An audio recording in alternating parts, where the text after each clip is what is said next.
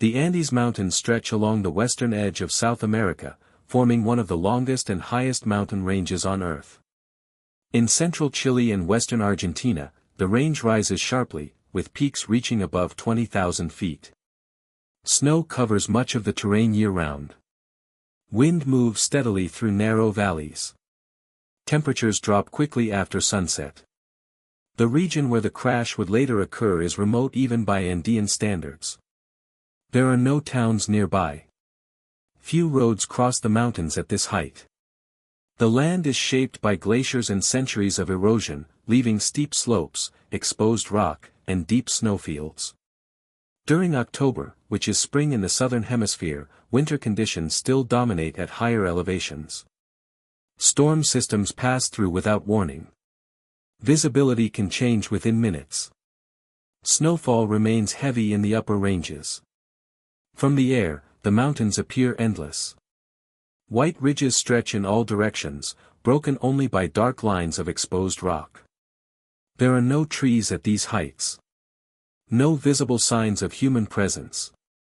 For aircraft traveling between Uruguay and Chile, the Andes represent the most dangerous part of the journey. Navigation relies heavily on weather conditions and accurate position estimates. In poor visibility, the mountains offer little margin for error. The passengers aboard Uruguayan Air Force Flight 571 were mostly young men from Montevideo. Many were members of the Old Christians Club rugby team, a group formed at a private Catholic school.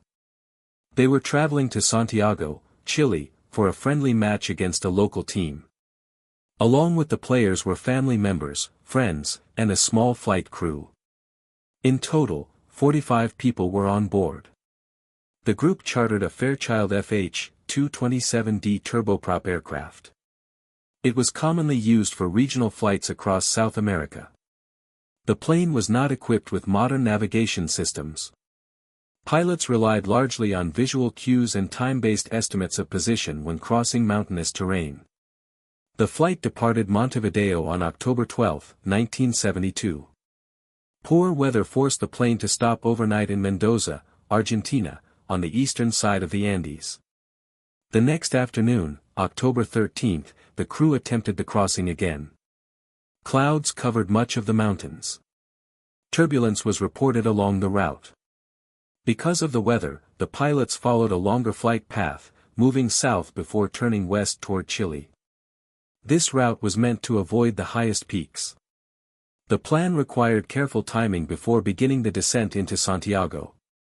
Inside the cabin, the atmosphere was calm.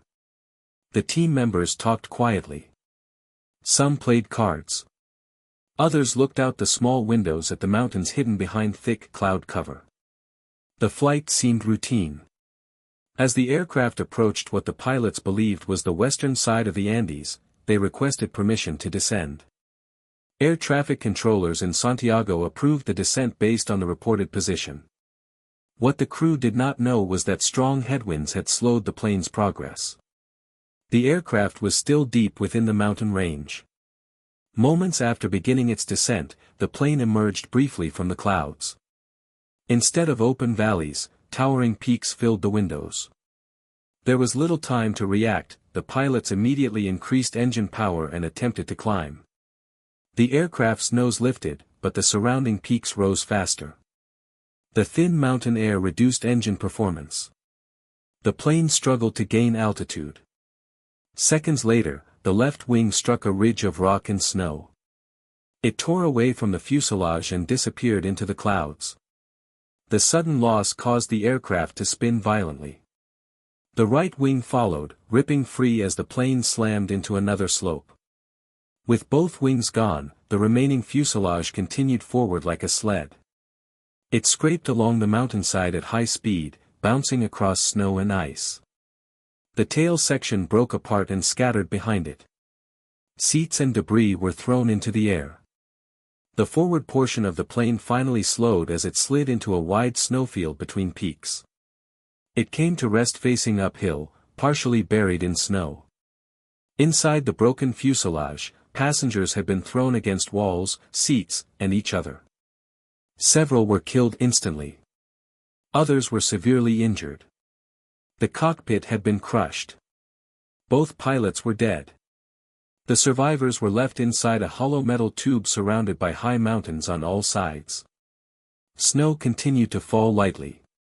Wind moved across the open rear of the fuselage where the tail had torn away. At an altitude of over 11,000 feet, the air was thin and cold. Many were bleeding. Bones were broken. Luggage and debris lay scattered across the snowfield. Silence followed the crash, broken only by wind and the sounds of those still alive. The group had no immediate shelter beyond the damaged aircraft. They had no winter clothing suited for the environment. Food supplies were limited to small snack items meant for a short flight. They were completely cut off from the outside world. In the hours following the crash, the survivors began to understand the reality of their situation. The sun lowered behind the peaks, and temperatures dropped quickly. Snow continued to collect around the broken fuselage. The open rear of the aircraft allowed wind to move freely through the cabin. Those who could move helped the injured as best they could. Seats were torn from the floor and used to block part of the opening. Luggage was gathered to create insulation. The group removed clothing from the dead to provide extra layers for those still alive. There was no medical equipment. A few passengers had basic first aid knowledge. Broken bones were stabilized using pieces of metal and fabric. Bleeding was controlled with pressure and torn clothing. Several people were unconscious and would not survive the night. By morning, the death toll had risen. Of the 45 on board, only 33 were alive after the first day. Food was quickly inventoried. The total supply included a few chocolate bars, small bags of peanuts, wine, and some biscuits. There was no way to cook. There was no source of fresh water except snow, which they melted in metal containers placed in sunlight. Each person received tiny portions. The group understood that the food would not last long. The mountains around them formed steep walls of snow and rock. Any direction away from the fuselage led upward. The nearest signs of human civilization were unknown. At night, the cold was severe. Temperatures fell well below freezing. Many slept pressed tightly together to conserve body heat. Frost formed inside the cabin. Over the following days, they searched the wreckage and surrounding area. They recovered suitcases, cushions, and pieces of metal. Some found blankets. Others found small personal items belonging to those who had died. They attempted to build a stronger barrier at the open end of the fuselage using seats and luggage. Snow was packed into gaps to reduce wind. After several days, a small radio was found in the cockpit area. It still worked. The survivors took turns listening for news. Soon, they heard reports that search efforts were underway. Planes were scanning the Andes for wreckage.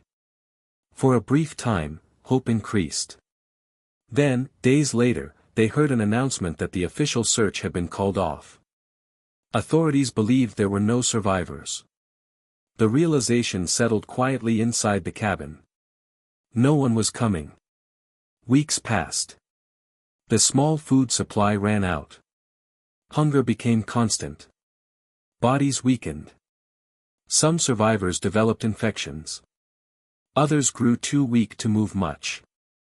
The group faced a reality none had imagined. There was nothing left to eat. Eventually, after long discussion and hesitation, the survivors made a decision based on necessity. The bodies of those who had died in the crash were preserved by the cold. Small portions were carefully cut and shared. It was done quietly, without ceremony. This provided enough nourishment to keep them alive. Days became structured around simple routines. Snow was collected and melted. The interior of the fuselage was cleaned. The injured were checked daily. Some attempted short climbs up nearby slopes to survey the area. Each effort showed only more mountains in every direction. The altitude made movement difficult. Breathing was hard. Fatigue came quickly. Despite this, a few of the stronger members began planning a longer journey. They believed that if they could reach lower ground, they might find help. Before any attempt could be made, another disaster struck. In the early hours of October 29, more than 2 weeks after the crash, a loud roar came from above. An avalanche of snow swept down the mountain.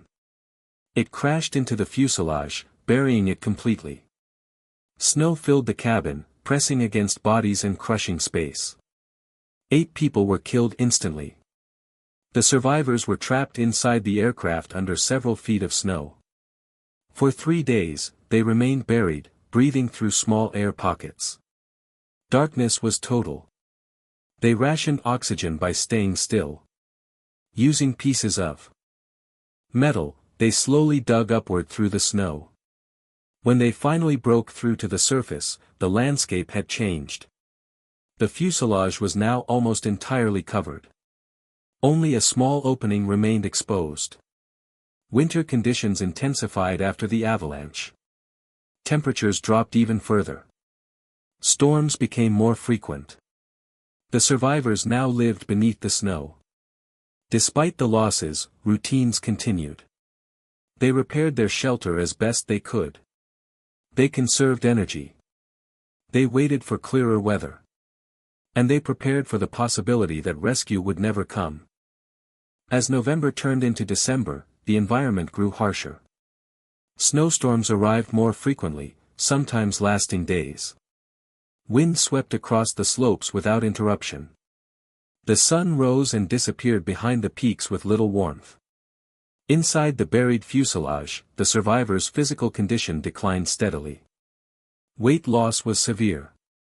Faces grew hollow. Movements slowed. Simple tasks required effort. Several of the injured never fully recovered from their wounds. Infections spread where cuts had not healed properly. Without medicine, there was little that could be done beyond cleaning wounds with melted snow and keeping them covered. One by one, some of the weaker survivors died quietly during the night. Their bodies were carried outside when weather allowed and placed on the snow nearby. The group's numbers continued to shrink. Those who remained focused on conserving energy. They spoke less.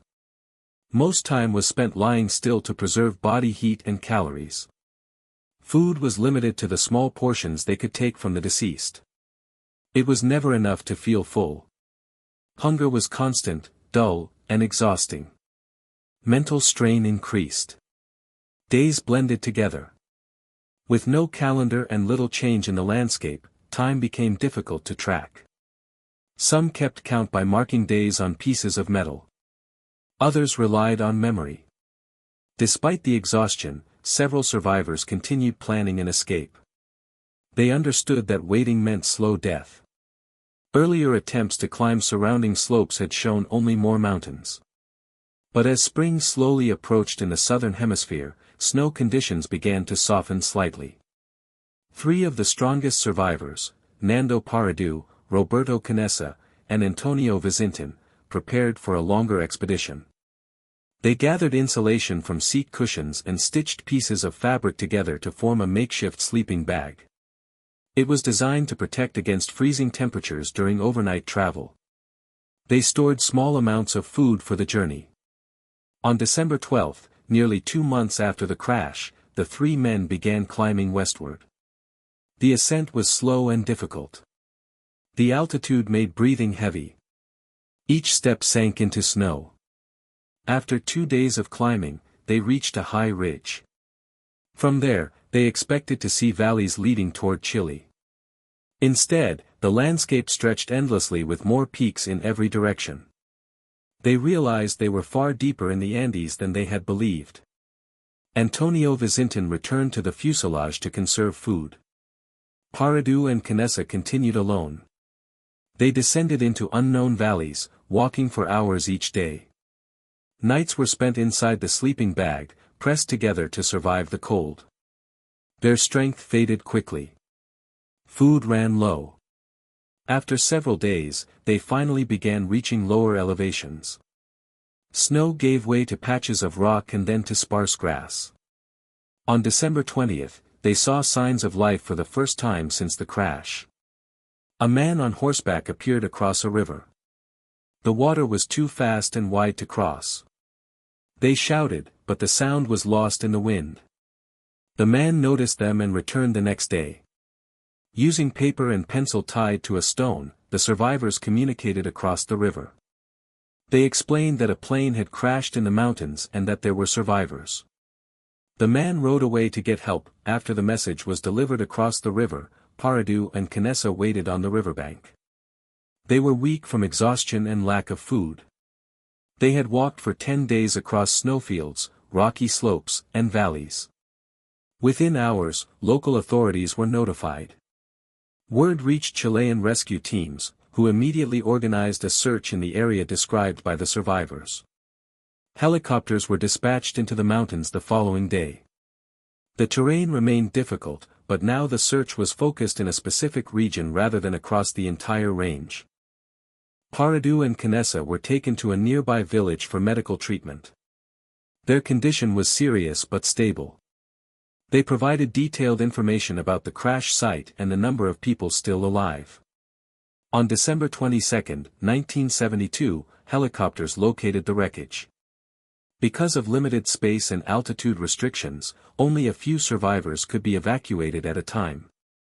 The first helicopter reached the fuselage and loaded several survivors. The remaining group watched as it lifted off and disappeared behind the peaks. Later that day, a second helicopter returned and evacuated the rest. In total, 16 people were rescued. They had survived 72 days in the Andes Mountains. Several required immediate hospitalization for malnutrition, frostbite, and injuries sustained during the crash in the weeks that followed. News of the rescue spread quickly across South America and then internationally.